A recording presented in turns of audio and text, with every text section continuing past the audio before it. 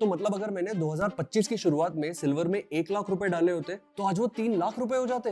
भाई मेरा बहुत मन है इन्वेस्ट करूं, पर ऑलरेडी इतना ऊपर जा चुका है। क्रैश हो गया तो तुझे पता भी है सिल्वर ऊपर जा क्यों रहा है, तो फिर ये तू डिसाइड कैसे करेगा कि क्रैश कब होने वाला है या होगा भी या नहीं।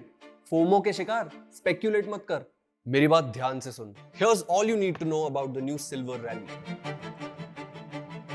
सिल्वर ने इस बार 14 साल बाद अपना पिछला हाई क्रॉस किया है, और ये ऐसे रैंडमली नहीं होता। इसके पीछे ना बहुत सॉलिड रीजंस है। बिल्ड अप किंग, रीजन बताओ। इकोनॉमिक्स का सिंपल डिमांड सप्लाई रूल कहता है कि अगर डिमांड ज्यादा है और सप्लाई कम तो प्राइसेस ऊपर जाएंगे। सिल्वर के केस में यही ट्रेंड पिछले 5 साल से है। ये देख, 2016 से सिल्वर की डिमांड उसके सप्लाई को मीट कर रही थी, पर 2020 के बाद डिमांड ऊपर चली गई और सप्लाई वही का वही रह गया। हाँ, वो इकोनॉमिक्स फर्स्ट रूल।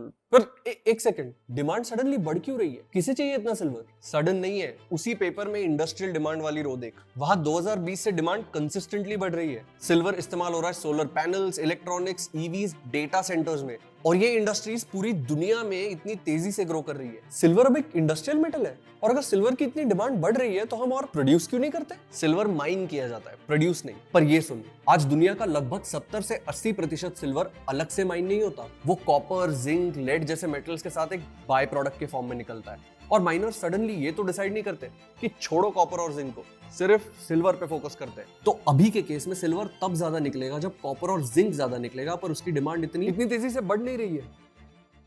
बस इतना ही नहीं, अब इस मिक्स में जियोपॉलिटिक्स भी आ चुका है। रिसेंटली चाइना ने अपने सिल्वर एक्सपोर्ट्स पे रिस्ट्रिक्शंस लगाए हैं। सिंपल भाषा में बोलूं तो अगर तू एक बिजनेसमैन है और तुझे चाइना से सिल्वर इंपोर्ट करना है तो सिर्फ पैसा काफी नहीं है, तुझे चाइनीज गवर्नमेंट से अप्रूवल लगेगा। तो सप्लाई ऑलरेडी कम था, अब इस रिस्ट्रिक्शन ने और कम कर दिया।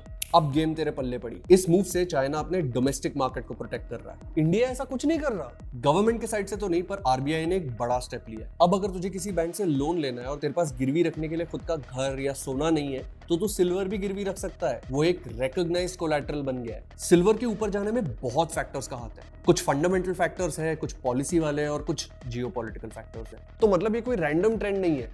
पर मुझे बताना, मैं इन्वेस्ट करूं? ये मैं तेरे लिए डिसाइड नहीं कर सकता, तुझे खुद की रिसर्च खुद करनी चाहिए। पर फिलहाल एंजल वन पे ये टॉप 3 सिल्वर ETFs है बेस्ड ऑन 1 ईयर रिटर्न्स। कोई रिकमेंडेशन नहीं है, इन्फॉर्मेशन है।